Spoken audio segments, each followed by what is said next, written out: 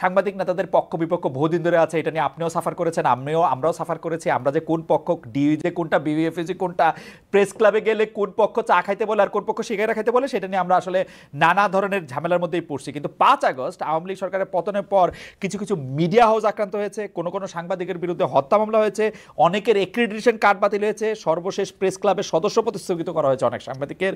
এসব ঘটনা মত প্রকাশের স্বাধীনতার বিকাশে ভূমিকা রাখবে নাকি সংকুচিত করে ফেলবে? আমি আরও জানাতে চাই, আপনি দেখবেন যে উপদেষ্টারা কার সাথে কথা বললে কি হবে এবং সেটা নিয়ে এক ধরনের হুমকি দিচ্ছে, যে তাদের মধ্যে এই জিনিসটা কেমনে এটা হইলো যে ধরেন কারো সাথে কথা বললেই সে একটা প্ল্যাটফর্ম পায়, এটা নিয়ে আসলে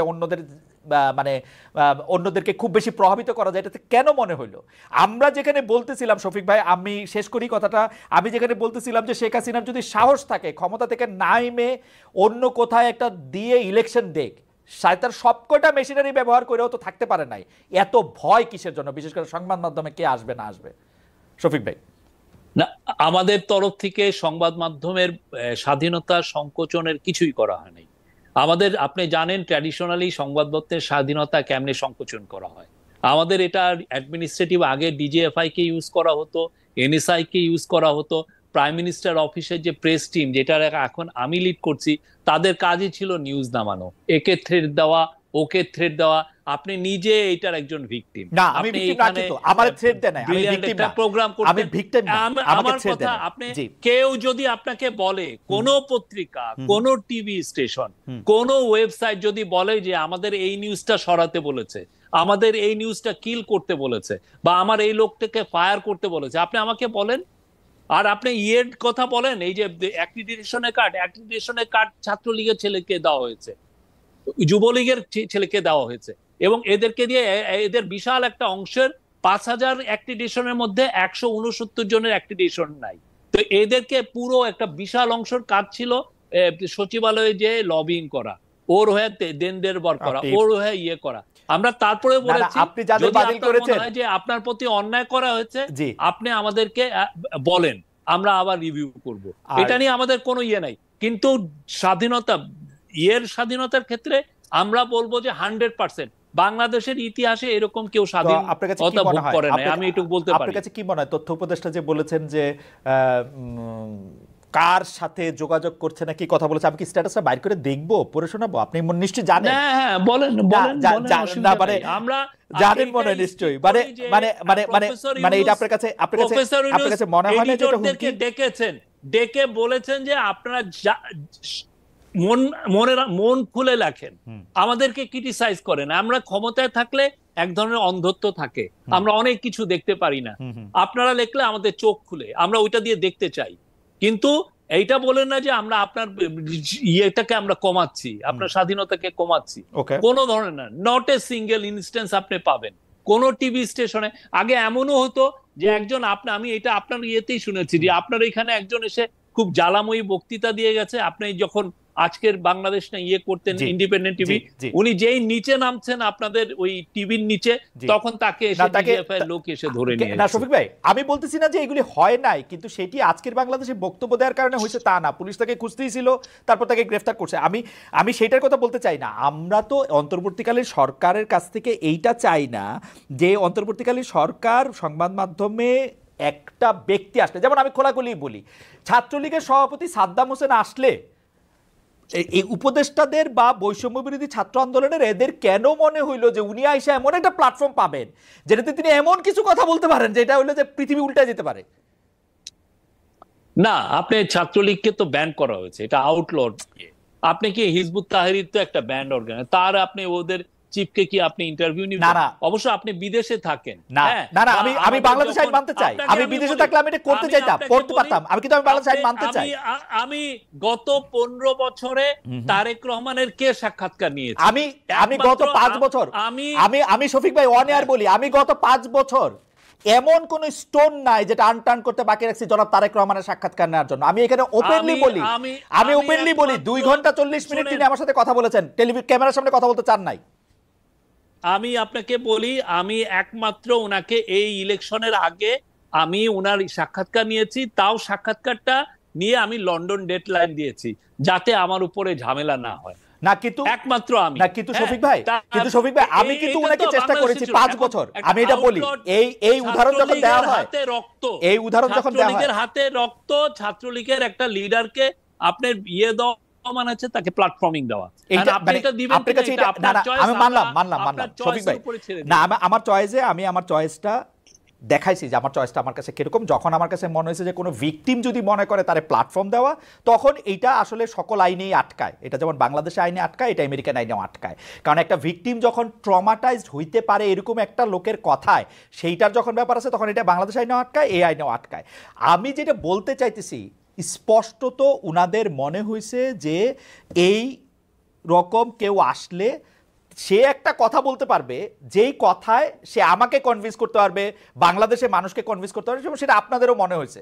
এইটা কি ঠিক কিনা আসলে? আপনারা এই ভয়টা অমূলক পাচ্ছেন কিনা? কনভিন্সের বিষয় না, এটা কনভিন্সের বিষয় না, এটা হচ্ছে আপনার একটা মানে আপনি এই মোরাল চয়েসটা করবেন কিনা, সেটা হলো আপনার বিষয়। হ্যাঁ, আপনি কি মানে আপনি কি আনসারুল্লাহ বাংলা টিমের সাধারণ সম্পাদককে ডেকে আপনি কি ইন্টারভিউ করবেন? সাংবাদিকদের জন্য তো যে কোনো সময় যে কোনো ইন্টারভিউই আসলে, এটা যদি আইনের বাধা না থাকতো, আমি মোরালি মনে করি না যে এই ইন্টারভিউ নেওয়াটা, আমি মোরালি বলি, মোরালি আমি মনে করি না যে ইন্টারভিউটা নিলে আমি আমার মোরালের দিক দিয়ে, এথিক্সের দিয়ে, যেটা আপনি সংবাদ সম্মেলনে বলেছেন, আমি মনে করি না যে এতে আবার কোনো মোরাল কোনো কিছু আছে। আমি মনে করি যে ইন্টারভিউটা, কিন্তু আইনের ব্যাপারটা, আমি আইনের প্রতি শ্রদ্ধাশীল, বাংলাদেশেও আমেরিকাতেও, এইটা আমি I got it। কিন্তু আপনাদের মনে হইতেছে কিনা একটু বেশি, এবং অ্যাক্রেডিটেশন ক্রেডিট কার্ড বাতিলের কথা আপনি যাদের কথা বললেন, তাদের ব্যাপারটা কি আসলে এটা ঠিক? মানে মানে মানে যাদেরকে বাতিল করা হয়েছে তারা যদি মনে করে যে তারা জেনুইনলি অ্যাফেক্টেড, তারা আমাদের কাছে লিখতে পারে, তারা আমাদেরকে বলতে পারে যে আমার কেসটা রিভিউ করেন। অবশ্যই আমরা রিভিউ করব, আমি কথা দিলাম আমরা রিভিউ করব, অসুবিধা নাই। কিন্তু তাদেরকে এটা হবে। কিন্তু আমরা যেগুলো দেখেছি সেটার আলোকে আমাদের কথা। আর একটা জিনিস মনে রাখবেন, অ্যাক্রিডিটেশন কার্ডকে স্ক্র্যাপ করা মানে আপনি জার্নালিজম করতে আমরা মানা করছি তা না। আমার অনেক দিন এই অ্যাক্রিডিটেশন কার্ড রিনিউ হয় নাই, আমার জার্নালিজম আটকায় থাকে না, কারণ অ্যাক্রিডিটেশন কার্ডের মাধ্যমে শুধুমাত্র সেক্রেটারিয়েটে আপনার ঢোকার একটা ফ্যাসিলিটি হয়, এছাড়া আর কিছু হয় না অ্যাক্রিডিটেশন কার্ডে। শফিক, আমার তো অ্যাক্রিডিটেশন কার্ডটা কবে ছিল, কবে এটার মেয়াদ গেছে, সেটা আমার মনেও নাই, সেটা আমার মনেও নাই। কিন্তু এইটারে এত গুরুত্বপূর্ণ আপনি বা কেন মনে করলেন যে ধরেন এটা একটা স্টেটমেন্ট দেওয়ার জন্য যে আমরা আপনাদের অ্যাক্রিডিটেশন কার্ড বাতিল করে দিচ্ছি, ব্যাপারটা কি এরকম? You wanted to make a point? না, আমরা দেখেছি যে এই অ্যাক্রিডিটেশন কার্ডে অনেকে ছাত্রলীগ, যুবলীগ, ইভেন আওয়ামী লীগের লোকজন বা তৎকালীন পতিত স্বৈরাচারের মিনিস্টারের ব্রেন টেন, এদেরকেও দেওয়া হয়েছে। তো এটা তো অবশ্যই আমাদের রিভিউ করাটা তো দরকার, ঠিক না? আর এটা নিয়ে আমরা আবার বলছি, আমরা এটা নিয়ে একটা রুলও হবে, এটা নিয়ে আমরা একটা পারলে আইন করব যে কিভাবে একটা যাতে একটা রুলস এন্ড রেগুলেশনের মাধ্যমে এগুলো দেওয়া হয়। ওকে শফিক ভাই, বৈষম্য বিরোধী ছাত্র আন্দোলনের সমন্বয়কদের অনুরোধে মানে একরকম জোর করেই, যেটা আসলে ডক্টর ইউনূস বলেছেন, প্রধান উপদেষ্টা হয়েছেন ডক্টর ইউনূস এরকম বলেছেন, যারা জীবন দিয়েছে, যারা রক্ত দিয়েছে, তাদের ডাক আমি ফিরিয়ে দিতে পারি নাই, যারা এই সুপ্রিম স্যাক্রিফাইস করছে তাদের ডাক আমরা ফিরিয়ে দিতে পারি নাই। সেই সমন্বয়করা মধ্যে থেকে 2-3জন সরকারেও আছেন, বৈষম্য বিরোধী ছাত্ররাই আবার বিভিন্ন দাবি দেওয়া মাঠে নামছেন। এইটা আপনারা কি বলবেন? এবং তারা বলছেন যে তারা কখনো রাষ্ট্রপতির পদত্যাগ চাইছেন, কখনো হাইকোর্ট ঘেরাও করছেন, কখনো উপদেষ্টা কাদের নিয়োগ দেওয়া হবে তারা বলছেন, কখনো জাতীয় পার্টির কেন্দ্রীয় কার্যালয়ে অভিযান করছেন এইটারে, এবং বলা হচ্ছে যে তারা এক ধরনের সরকারের সাথে এক ধরনের মুখোমুখি একটা অবস্থান আসলে মেনে নিচ্ছেন। এইটা আপনারা কিভাবে দেখছেন বা কি করছেন? আমি তো দেখছি যে আমাদের সাথে তাদের আমি একটু আগেও বলেছি, বৈষম্য বিরোধী ছাত্র আন্দোলন যারা করেছেন বা যারা পলিটিক্যাল পার্টি, কারণ পলিটিক্যাল পার্টিগুলো বিএনপি বলেন, জামাত বলেন বা অন্যান্য অনেক পার্টি বলেন, তারাও কিন্তু এই আন্দোলনে ছিল। তো সবাই আমাদের অংশীজন, আমরা এইগুলো নিয়ে নাই। কিন্তু তাদের সাথে যে আমাদের দূরত্ব হয়েছে আমি তো এটা কোনো দেখছি না।